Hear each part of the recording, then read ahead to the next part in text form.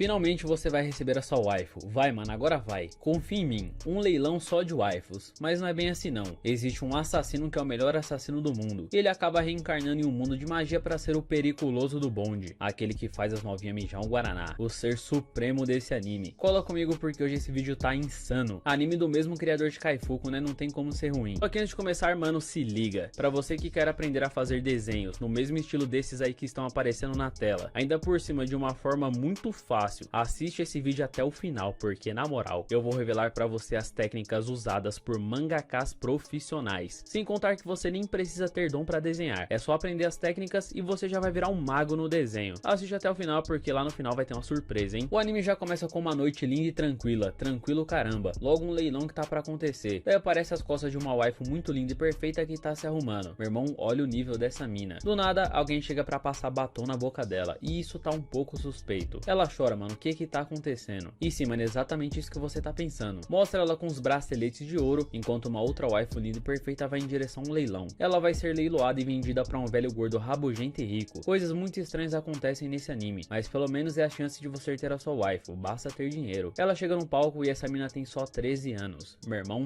13 anos. Olha o nível da loucura desse anime. Esse anime é um pouco doentio, né? E tem um monte de velho mascarado só esperando pra levar o rango pra casa. O lance inicial é de 3 milhões. Os velhos começam a dar lance igual maluco e ela começa a chorar. Chora não, mano, todo mundo quer um sugar daddy, né? Até eu. Mas papo reto, meio perturbador esse comecinho aí. E a dona do leilão é uma mulher rica que também é muito perfeita. Nesse anime só tem mulher bonita. E a peça principal vai ficar pro final, a mina mais cara do leilão. Até a própria dona do leilão tá querendo comprar ela. Ela não vai ser vendida nem um pouco baratinha. Volta pro camarim com a mina chorando e querendo a mãe dela e é como eu disse, é um pouco perturbador esse começo. Mas a mina de cabelo branco manda ela ficar tranquila, até porque ela é uma menina. E isso vai deixar ela feia. Do nada, o mordomo lá chama a mina de cabelo prateado pra entrar no leilão. E é claro que ela é o destaque de hoje. Quando ela entra, os véus vão tudo à loucura. A mina logo com um braceletão sinistro. Na verdade é uma algema, mas olha isso. Olha que perfeição. Olha lá que legal. Olha só, olha lá. Olha esses raios de luz. Olha esses raios de luz. Olha esses raios de luz. Bonito. Olha que bacana. Ela já vai começar com um lance inicial de 10 milhões. Peça rara, né, meu irmão? Excelente saúde, sem cáries. Se eu tivesse lá, eu rematava na hora. Todo mundo já começa a dar lance infinitamente. Ela começa a ver todo mundo como um alvo. E é como diz a lenda, se tem cabelo branco é overpower. Ela já ativa uma magia, invoca logo uma chave e se liberta das algemas. E agora ela não vai ter piedade, morram seus insetos malditos. Ela ativa outra magia que spawna logo uma escopeta. Não é Cosme e Damião, mas hoje todo mundo vai levar bala. Nessa hora até o mordomo curioso toma uma garrafada na cabeça pra ficar esperto. Ela já aponta os cacos de vidro pros outros energúmenos e ele já logo puxa uma faca da Tramontina. Agora já era, ela não vai ter pena. Ela tira logo uma vara debaixo das pernas.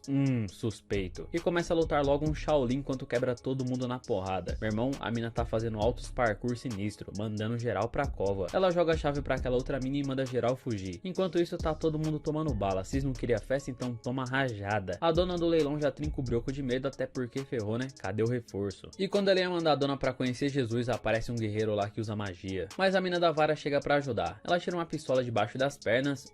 Suspeito. As duas estão praticamente solando todo mundo. Esse 3/8 aí vai cantar no pé do ouvido desses caras. Ela só carrega e sai disparando. E vai enchendo o tambor do bagulho com energia. A outra só faz uma magia insana que taca fogo logo em tudo. Churrasquinho de gado. Enquanto isso tem dois assassinos de elite do lado de fora do leilão, só observando. Logo um sniperzão sinistro deu mole é vapo. Se aparecer alguém do lado de fora vai tomar só um pipoco. Enquanto as minas estão aniquilando geral. E estão atrás da dona. Mas ela tá bem escondida. Essa parada de tráfico de pessoas é um crime meio grave, né? Ele já logo detecta com seu olho mágico e já tá ligado onde ela tá. Na hora que ela ia se esconder, ele só aperta o gatilho, mas acerta um cara aleatório. Isso porque o anime voltou pro mundo real, ao invés do mundo de magia. Resumindo, esse cara é um assassino de elite do mundo real. Aquele mundo do leilão era um mundo de fantasia. Tem coisa pra acontecer, mano, confia. Uma mina fica passando as coordenadas enquanto ele só vai sentando bala. Não importa onde os inimigos se esconda, o cara consegue acertar qualquer alvo. Ele então aniquila 6 malucos e fala que a missão foi completada e decide ir embora. Bem, mas ainda tem uma porrada de nego lá pra matar. O cara fala que só foi contratado pra matar 6, mais que isso tem que pagar. Tá achando que o maluco tem sentimento? Tem não, meu irmão, o cara é sinistro. Ele já logo fala que não é um aliado da justiça, é só uma máquina de matança. E ele fala que se fosse para aniquilar toda a máfia seria fácil pra ele, mas como ele não foi pago pra isso, ele vai meter o pé. O cara é brabo, mano. A máfia então sai vazada e ele também sai vazado. Ele guarda os equipamentos dentro de uma Kombi e já logo percebe que tem algo vindo em direção a ele. Ele só dá um chega pra lá na mina e pega a direção da peru e sai a milhão. Sim, mano, tem um drone de destruição em massa atrás dele agora. Ele só manda ela fazer o que ele manda, só obedece e fica pianinha. E também tá vindo uma porrada de tanque de guerra cheio de soldado armado. armado. Tudo isso pra pegar um carinha de nada. Ele deve estar uns 300 km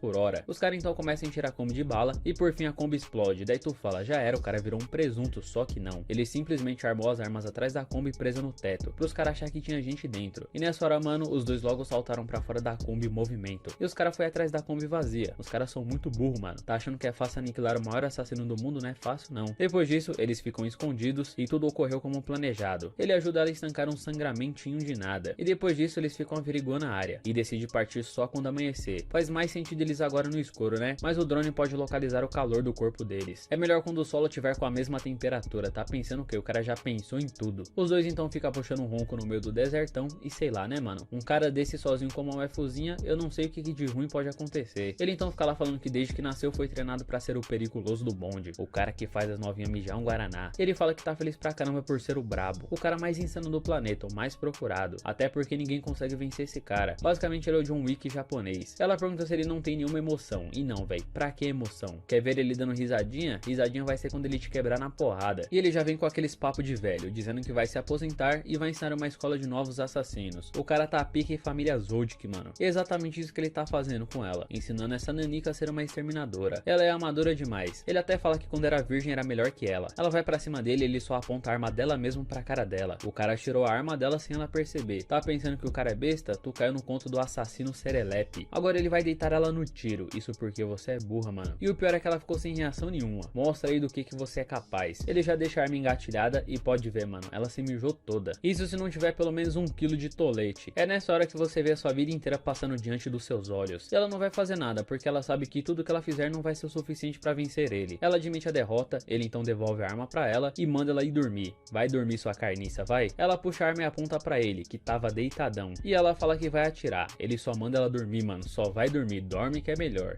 E cala a boca, velho. Ele então se levanta e joga todas as balas da arma no chão. Até parece que ele ia devolver a arma com as balas dentro. Caiu no conto do assassino Serelepe de novo. Depois disso amanhece o dia e ele vai trocar uma ideia com a organização, com os superiores, os chefes, né? Ele só agradece pelo serviço e fala que agora ele quer se aposentar. Ele vai treinar os novatos. Coitado dos alunos que passarem na mão dele, né? Ele já pega o passaporte e as passagens e já chega. Agora tá na hora de descansar. O nome dele agora é Seu Madruga. Tem que ser um simples nome que não chame muita atenção. E o nome dela vai ser Fimose, que é pra não chamar muita atenção. Eles vão em direção ao aeroporto. Tá na hora de ir pro Japão comer um miojão de galinha caipira. Quando ele entra no avião, tudo tranquilo. Ele só decola e vai-te embora. Quando o maluco tá lá no espaço sideral, ele começa a sentir algo estranho. Do nada, o avião começa a cair. E tá sendo transmitido no mundo todo. O avião foi sequestrado. Vão colocar a vida de mais de 300 pessoas em risco só pra acabar com o velho assassino. A própria organização que criou ele tá se encarregando de acabar com ele. E é assim mesmo. Você dá o seu sangue trabalhando e quando você sai, você não vale mais R$1. Triste realidade do nosso país. Ele vai caminhando em direção à cabine. Uma mina tenta brecar ele, mas toma só um cangaleão. E ele percebe que já era. Apertem os cintos, o piloto sumiu. Ele tenta remendar uns fios descascados, enquanto vê logo um caça do exército atrás dele. Ninguém vive pra sempre, né, mano? O caça manda só um míssel teleguiado e ele simplesmente aceita sua derrota. Precisaram disso tudo só pra acabar com o homem. Só que do nada, mano, ele já acorda no meio de um rio lá flutuando. Bem de boa caindo, ele percebe que foi traído. Agora ele tá com sangue no zóio, o cara tá brabo. Só que alguém puxa o braço dele. Ele vai parar em um lugar que tá me cheirando a Isekai. Parece um sonho, mas não é. Todos nós vamos pra um Isekai um dia. Eu ouvi um amém e um aleluia. Ele começa a conversar com uma deusa e foi exatamente essa deusa que trouxe ele pra cá. A proposta é a seguinte: ou você revive no mundo normal e esquece tudo que viveu e vira uma outra pessoa, ou vai pra um mundo de magia e fantasia e fica com todas as suas memórias. Mundo de magia, né, meu irmão? Não precisa nem pensar muito, é uma oferta atraente. Mas ele já pergunta quem ela quer que ele mate. Maluco, o cara tá à frente do nosso tempo. Ela já se ligou que ele é diferenciado. Realmente ela precisa dele pra concluir um serviço. Então ela prepara a ida dele para um mundo de magia e fantasia e lá ele precisa aniquilar um grande herói. Com isso o episódio acaba e na moral, esse anime é bom demais. Sério, mano, muito bom mesmo. Confia no que eu tô falando. E pra você que assistiu esse vídeo até o final, eu tenho uma surpresa muito massa pra você, meu irmão. Esses daqui são os desenhos que eu fiz. Daí você vai me perguntar: nossa, tio Sam, como é que você consegue desenhar tão perfeito assim? E eu vou te revelar o segredo agora. Pra você que não sabe, foi revelado as técnicas utilizadas por mangakas. Na moral, antes de aprender isso, eu não sabia nem desenhar um boneco palito. Mas quando eu aprendi a usar as técnicas, meu irmãozinho, eu desenho tudo o que vier na minha cabeça. É só imaginar o Naruto aqui agora e eu já desenho. Não importa a posição, não importa o estilo. É só pensar no personagem e já era, eu faço. Dá até pra você mesmo desenhar as suas waifus e as suas opais no papel. Eu não tô zoando, mano. Depois que eu aprendi a desenhar, eu fiquei muito popular na escola. Agora imagina você na quarentena, aprende a desenhar. Chega na escola quando voltar pras aulas e faz um desenho pra sua crush preferida, meu parceiro, ela vai mijar um guaraná. É a sua chance de ser respeitado. Dá pra você impressionar todo mundo e ainda ganhar o dinheiro com seus desenhos. E sabe o que é mais incrível de tudo isso, mano? Eu vou disponibilizar essas técnicas pra você agora. Se você quer aprender a